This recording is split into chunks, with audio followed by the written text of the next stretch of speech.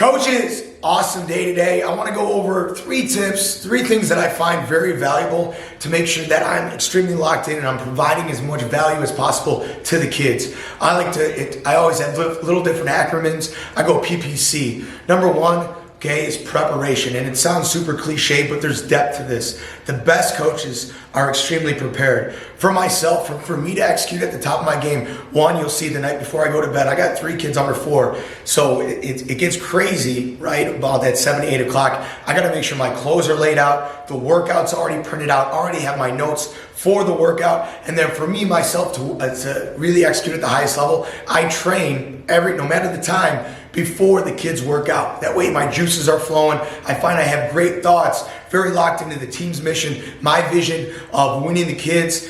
When my juices are flowing, my energy's high.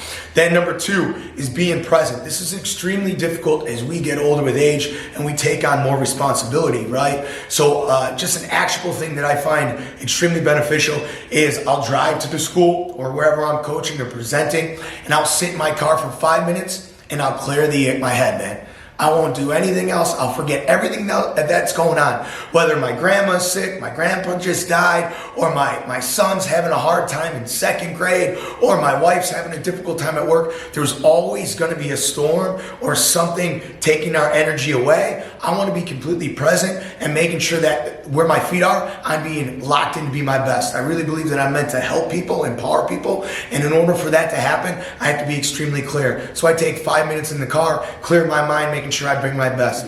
Number 3 of the PPC, a critical aspect that I believe all coaches want to achieve, but they have a very hard time sacrificing to achieve. And that is connection. And in order to get the connection, every coach talks about being, selfless, about serving, but coaches, a lot of the times I find, have a difficult time of reaching out or doing the small details necessary behind closed doors. If you grab my phone right now, you go on Instagram or you go through my text messages, it is filled to the brim of communication with athletes. And this communication that I pride myself on is during hard times.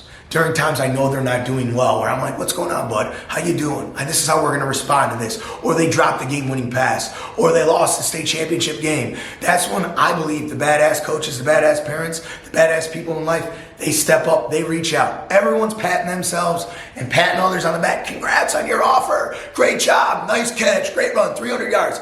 I want to be the dude that has their back during the difficult times, because I remember those people in my life that had my back during those times. So see connection, a ginormous thing. These 3 things I find are critical, that if I'm at the top of my game, if I'm winning the kids at a high level, if I'm executing at a high level, then I'm dominating those 3 things. So once again, we're talking about preparation. You putting in the work during the unrequired work, giving uncommon effort. The same thing I ask from my athletes. And then 2, right, being present. So difficult to do. Eliminating all the outside noise when we have all these other responsibilities going on.